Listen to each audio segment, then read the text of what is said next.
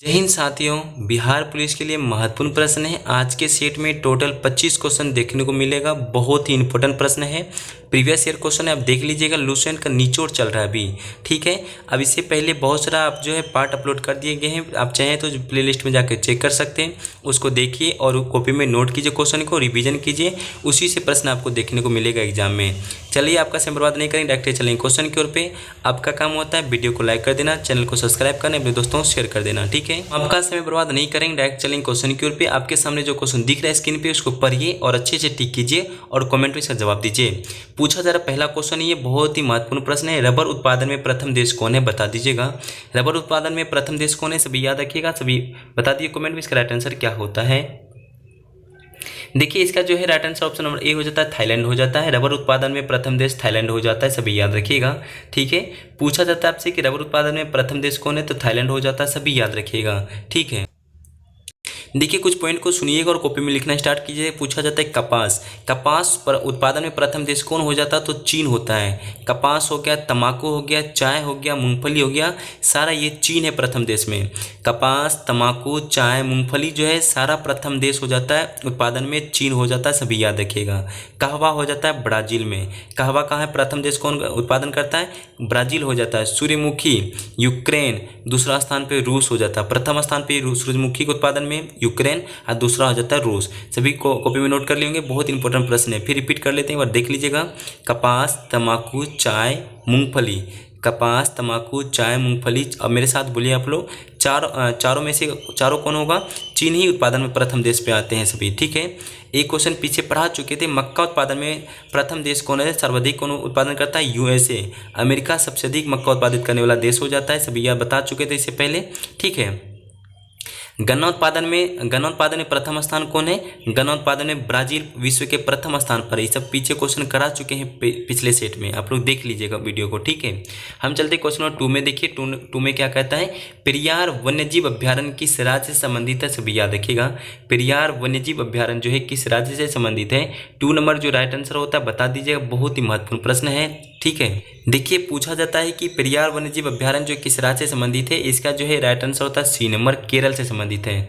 सभी याद रखिए, केरल से हो जाता है। पेरियार वन्यजीव अभ्यारण्य किस राज्य से संबंधित है, केरल से। ऐसा जीव अभ्यारण्य तो एक ना एक क्वेश्चन आ ही जाता है, सभी याद रखिएगा। कुछ पॉइंट बताने वाले हैं, अभी कॉपी में नोट कर लीजिएगा सभी, ठीक है। चलिए कॉपी में नोट करना स्टार्ट कर दीजिए। पूछा जाता है कि बांदीपुर राष्ट्रीय उद्यान किस राज्य से संबंधित है, तो आपका कर्नाटक हो जाता है। बांदीपुर राष्ट्रीय उद्यान कर्नाटक हो जाता है। दाचीगाम जो है अभ्यारण्य जो है जम्मू कश्मीर में, सभी याद रखिए। घाना पक्षी अभ्यारण्य राजस्थान में। नोट करना स्टार्ट कर दीजिए, रिपीट करवा देते हैं आपको। पूछा जाता पहले आपसे, बांदीपुर राष्ट्रीय उद्यान कर्नाटक, पेरियार वन्यजीव अभ्यारण्य केरल, दाचीग्राम अभ्यारण्य जो है जम्मू कश्मीर, घना पक्षी अभ्यारण्य है राजस्थान में। सभी नोट कर लीजिए कॉपी में, बहुत इंपॉर्टेंट प्रश्न था। देखिए 3 नंबर का क्वेश्चन क्या कहता है, देख लीजिए। 3 नंबर का क्वेश्चन क्या रहा है, देखते चलिए। 3 नंबर का पूछा जा रहा है कि भारतीय ओलंपिक संघ की स्थापना कब हुई थी। भारतीय ओलंपिक संघ की स्थापना कब हुई थी। 3 नंबर राइट आंसर क्या होता है, सभी बता दीजिएगा, बहुत ही महत्वपूर्ण प्रश्न है, ठीक है। देखिए इसका जो है राइट आंसर हो जाता है, आप लोग सभी बता दिए कमेंट में, इसका राइट आंसर क्या होता है। ऑप्शन नंबर ए नंबर 1927 हो जाता है। क्वेश्चन पूछे जाने वाला प्रश्न था, भारतीय ओलंपिक संघ का स्थापना कब हुई थी, 1927 में, सभी याद रखिएगा। 4 नंबर का क्वेश्चन क्या कह रहा है, देख लीजिए। 4 नंबर का, चाय उत्पादन में प्रथम देश कौन सा है, सभी याद रखिए। चाय उत्पादन में प्रथम देश कौन सा है। 4 नंबर का राइट आंसर क्या होता है, बता दीजिएगा, बहुत ही महत्वपूर्ण प्रश्न है। देखिए अभी पीछे हम जस्ट बता चुके हैं प्रथम क्वेश्चन में ही, पहला क्वेश्चन में, कि प्रथम चाय उत्पादन में जो है चीन आगे है, सभी याद रखिएगा। ऑप्शन नंबर आपका ए हो जाता है, चीन हो जाएगा, सभी याद रखिए। ऑप्शन नंबर ए हो जाता है चीन। 5 नंबर का क्वेश्चन क्या कर रहा है, देख लीजिए। 5 नंबर का, असहयोग एवं खिलाफत आंदोलन का जो प्रारंभ कब हुआ था, किस वर्ष हुआ था, सभी बता दीजिएगा, बहुत ही महत्वपूर्ण प्रश्न है। असहयोग आंदोलन एवं खिलाफत आंदोलन जो प्रारंभ कब हुआ था। 5 नंबर राइट आंसर क्या होता है, बता दीजिएगा, बहुत ही महत्वपूर्ण प्रश्न है। देखिए इसका जो है राइट आंसर होगा ऑप्शन नंबर ए हो जाता है 1920 हो जाता है, सभी याद रखिएगा। इसमें पूछा जाता है सभी याद रखिएगा। देखिए 6 नंबर का क्वेश्चन क्या कहता है, देखते चलिए। 6 नंबर का क्वेश्चन कहता है, आयात और निर्यात पर लगने वाला कर, बता दीजिए। 6 नंबर राइट आंसर क्या होता है, आयात और निर्यात पर लगने वाला जो कर है, 6 नंबर राइट आंसर क्या होता है, बता दीजिए सभी, ठीक है। बहुत ही महत्वपूर्ण प्रश्न है। देखिए आयात और निर्यात पर लगने वाला जो कर है सीमा शुल्क कहलाता है। सभी याद रखिए, ऑप्शन आपका हो जाता है सीमा शुल्क, ऑप्शन नंबर सी हो जाता है। ठीक है, सभी याद रखिए सीमा शुल्क हो जाता है। ठीक है, क्वेश्चन नंबर आपका ऑप्शन नंबर सी होता है, सीमा शुल्क हो जाता है। देखिए इसको कहा जाता है यह केंद्र सरकार का अप्रत्यक्ष कर है। ये केंद्र सरकार क्या होता है? अप्रत्यक्ष कर होता है, सीमा शुल्क। सभी याद रखिए आयात निर्यात पर लगने वाला जो कर होता है सीमा शुल्क लगता है, ये जो है अप्रत्यक्ष कर होता है, सभी याद रखिएगा। ठीक है, हम आगे की ओर बढ़ते हैं। आगे क्वेश्चन क्या कहता है देखते चलिएगा, बहुत ही अच्छा क्वेश्चन बताने वाले हैं। देखिए 7 नंबर का क्वेश्चन क्या कहता है, पूछा जा रहा है 7 नंबर का, कोलंबिया जो है ज्वालामुखी स्थित है। सेशन अच्छा लगता हो तो एक लाइक भी कर दीजिएगा। आप लोग लाइक करते नहीं शेयर करते हैं, लाइक भी कर दिए, चैनल को सब्सक्राइब भी कर दिया और दोस्तों के साथ शेयर भी कर दीजिएगा। देखिए 7 नंबर का क्वेश्चन कहता है कोलंबिया ज्वालामुखी स्थित कहाँ है, बता दीजिएगा। 7 नंबर का बहुत ही महत्वपूर्ण प्रश्न है, बता दीजिए सभी। ठीक है, कोलंबिया ज्वालामुखी जो स्थित है, इसका जो है राइट आंसर ऑप्शन नंबर हो जाता है मेक्सिको। ऑप्शन नंबर आपका ए हो जाता है, मेक्सिको में स्थित है, सभी याद रखिए। कोलंबिया ज्वालामुखी कहाँ स्थित है? मेक्सिको में, सभी याद रखिएगा। देखिए क्वेश्चन आगे की ओर कहता है 8 नंबर का क्वेश्चन क्या कहता है, विश्व का सबसे बड़ा समुद्री पुल स्थित कहाँ है? 8 नंबर का राइट आंसर क्या होता है बता दीजिएगा। बहुत ही अच्छा क्वेश्चन है। ठीक है, विश्व का सबसे बड़ा समुद्री पुल जो है चीन में स्थित है। ऑप्शन नंबर ए हो जाता है चीन में, सभी याद रखिएगा। ऑप्शन नंबर आपका ए हो जाता है चीन हो जाता है, सभी याद रख लीजिएगा। ठीक है, देखिए कुछ क्वेश्चन को याद रखिएगा। पूछा जा रहा है कि भारत में समुद्री पुल तमिलनाडु राज्य में पम्बन ब्रिज है या पम्बन द्वीप को मंडप से जोड़ने वाला एक रेल सेतु है। एक क्वेश्चन को सुन लिए। दूसरा क्वेश्चन कहता है भारत का सबसे लंबा पुल भूपेन हजारिका सेतु पुल है। भारत का जो है सबसे लंबा पुल कौन है? भूपेन हजारिका सेतु पुल हो जाता है, सभी याद रखिएगा। ठीक है, सभी याद रखिएगा, भारत का सबसे लंबा पुल हो जाता है भूपेन हजारिका हो जाता है। हम आगे की ओर बढ़ते हैं। देखिए 9 नंबर का क्वेश्चन क्या कहता है। 9 नंबर में वह दर जिस पर बैंक भारतीय रिजर्व बैंक को ऋण देते हैं कहलाती क्या है, बता दीजिएगा। बहुत अच्छा क्वेश्चन है। क्वेश्चन कहता है वह दर जिस पर बैंक भारत रिजर्व बैंक को ऋण देते हैं वह कहलाती क्या है, बता दीजिएगा। ऑप्शन नंबर आपका क्या होगा? देखिए इसका जो है राइट आंसर हो जाता है सी नंबर, वह दर जिस पर बैंक भारतीय रिजर्व बैंक को ऋण देते हैं तो उसे कहते हैं रिवर्स रेपो दर कहलाता है। ऑप्शन नंबर सी हो जाता है, सभी याद रखिएगा। रिवर्स रेपो दर कहलाता है, सभी याद रखिए। बहुत अच्छा क्वेश्चन होता है। 10 नंबर का क्वेश्चन क्या कहता है देख लीजिए। 10 में हरिप्रसाद चौरसिया किसकी प्रसिद्ध वादक है, बता दीजिए। 10 नंबर का बहुत अच्छा क्वेश्चन है। क्वेश्चन कहता है कि हरिप्रसाद चौरसिया जो है किसकी प्रसिद्ध वादक है। 10 नंबर का महत्वपूर्ण प्रश्न है, देख लीजिए। बहुत अच्छा प्रश्न है, देखते चलिएगा। ठीक है, देखिए इसका जो है ऑप्शन नंबर सी हो जाता है बांसुरी हो जाता है, सभी याद रखिएगा। जो हरिप्रसाद चौरसिया जो है किसकी प्रसिद्ध वादक है, इसका बांसुरी हो जाता है। 10 नंबर का ऑप्शन नंबर सी हो जाता है बांसुरी। देखिए 11 का क्वेश्चन क्या कहता है देख लीजिए। 11 नंबर का क्वेश्चन कहता है निम्नलिखित में से कौन सा शहर जो यमुना नदी के किनारे स्थित नहीं है, बता दीजिएगा।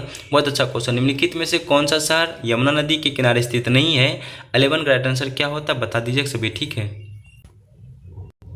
देखिए हरिद्वार यमुना नदी के तट पर स्थित है। ठीक है, हरिद्वार जो यमुना नदी के तट पर स्थित शहर नहीं है, इसका जो है राइट आंसर हो जाता है Haridwar. Haridwar option number A हो जाता है, ये स्थित नहीं है, सभी याद रखिएगा। ठीक है, पूछा जा रहा है क्या गंगा नदी के स्थित प्रमुख शहर जो है कानपुर होता है। गंगा नदी तट पर स्थित सबसे बड़ा शहर है वाराणसी, कन्नौज, फतेहपुर, पटना, भागलपुर, मुंगेर गंगा नदी पर स्थित है। हरिद्वार पूछा जा रहा है, हरिद्वार जो उत्तराखंड में गंगा नदी के तट पर बसा हुआ हिंदुओं का प्रमुख तीर्थ स्थल है। सभी नोट करते चलिए कॉपी में। पूछा जा रहा है कि प्रथम जो है कौन सा शहर जो यमुना नदी के किनारे स्थित नहीं है, हरिद्वार नहीं है। पूछा जा रहा है हरिद्वार कहाँ है, उत्तराखंड में गंगा नदी के तट पर है, बसा हिंदुओं का प्रमुख तीर्थ स्थल है। ठीक है, गंगा नदी पे स्थित प्रमुख शहर का नाम बताइए, तो हो जाता है कानपुर, वाराणसी, कन्नौज, फतेहपुर, पटना, भागलपुर, मुंगेर हो जाता है, सभी याद रख लीजिएगा। ठीक है, हम कुछ आगे की ओर बढ़ते। 12 नंबर का क्वेश्चन क्या कहता है भारत में कौन सा राज्य चाय का सबसे बड़ा उत्पादक है, बता दीजिएगा। 12 नंबर का क्वेश्चन क्या कहता है भारत में कौन सा राज्य जो है चाय का सबसे बड़ा उत्पादक राज्य है। 12 नंबर का राइट आंसर क्या होता है सभी बता दीजिएगा। बहुत ही महत्वपूर्ण प्रश्न है। चलिए इसका जो है राइट आंसर बता देते चलिएगा। भारत में चाय का सबसे अधिक उत्पादन असम राज्य से होता है। ऑप्शन नंबर आपका सी नंबर हो जाता है, असम राज्य हो जाएगा, सभी याद कर लीजिएगा। ऑप्शन नंबर आपका सी होता है, असम हो जाता है। ठीक है, हम देखते चलिएगा, बहुत अच्छा क्वेश्चन बताने वाले हैं। मूंगफली पूछा जा रहा है कि प्रथम उत्पादन राज्य कौन है भारत का, गुजरात हो जाता है।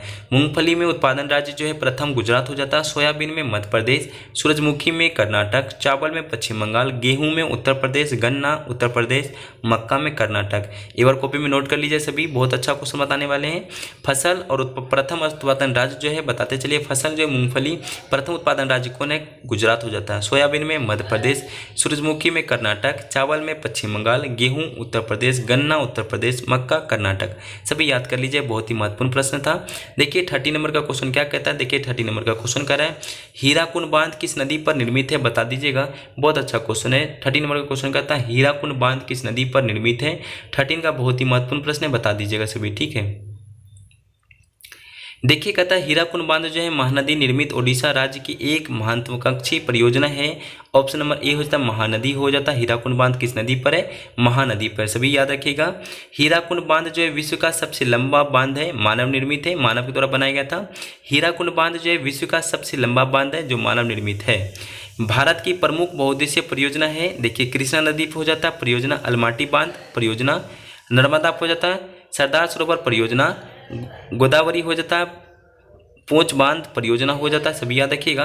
30 नंबर का क्वेश्चन क्या कहता है देख लीजिए। 14 नंबर का क्वेश्चन क्या कर रहा है देखते चलिएगा। 14 का क्वेश्चन कहता है, देखिए 14 का क्वेश्चन कहता है कि राष्ट्रगीत वंदे मातरम किसने लिखा है, सभी याद रखिएगा। इसका जो है राइट आंसर क्या होता है बता दीजिएगा सभी, ठीक है। इसका जो है राइट आंसर हो जाता है ऑप्शन नंबर बी नंबर हो जाता है बंकिम चंद्र चटर्जी हो जाता है, सभी याद रखिएगा। क्वेश्चन कहता है कि राष्ट्रगीत वंदे मातरम किसने लिखा था, बंकिम चंद्र चटर्जी हो जाता है, सभी याद रखिए। 14 नंबर का बहुत ही महत्वपूर्ण प्रश्न है, ठीक है। ऑप्शन नंबर बी होता है कुछ पॉइंट बताने वाले, बहुत ही महत्वपूर्ण पॉइंट है, इसको सुनिए और कॉपी में नोट करते चलिएगा, बहुत अच्छा क्वेश्चन बताने वाले हैं।